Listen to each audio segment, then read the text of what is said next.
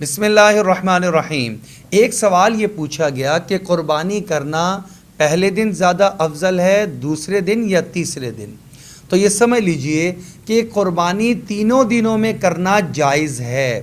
पहले दिन भी कुर्बानी करना यानी 10 ज़िलहज, 11 और 12 की मगरिब से पहले पहले आप कुर्बानी कर सकते हैं, कुर्बानी जायज़ हो जाएगी। लेकिन फ़जीलत इस बात में है कि आप 10 ज़िलहज को करें।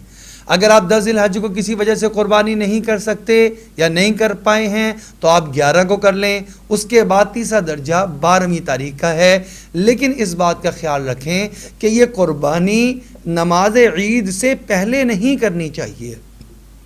अगर आप शहर में हैं जहाँ पे ईद की नमाज़ होती है तो वहाँ पर ईद की नमाज़ पढ़ने से पहले आप कुर्बानी नहीं कर सकते।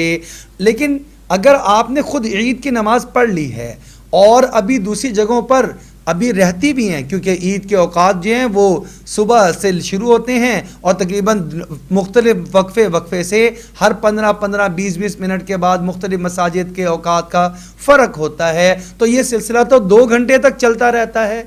यानी ऐसा मुमकिन है कि पहली ईद की नमाज़ 6 बजे अदा की जाए और दूसरी वाली जो है, आखिरी वाली जो है वो 10 बजे अदा की जाए। तो ये काफ़ी ज़्यादा फ़र्क पड़ सकता है। इस वजह से अगर आपने खुद ईद की नमाज़ अदा कर ली है तो आप अपने जानवर को ज़िबा करवा सकते हैं। लेकिन अगर आप खुद तो शहर में रहते हैं, आपने अपनी कुर्बानी ऐसे गांव में अपने कर रहे हैं जहां पर ईद नहीं होती, तो वहां पर सुबह सादिक के होते साथ ही आप कुर्बानी कर सकते हैं। अल्लाह जल्ल शान से दुआ है अल्लाह रब्बुल इज़्ज़त हमें औकात की पाबंदी के साथ कुर्बानी के फ़रीज़े को सर अंजाम देने की तौफ़ीक अता फ़रमा दे।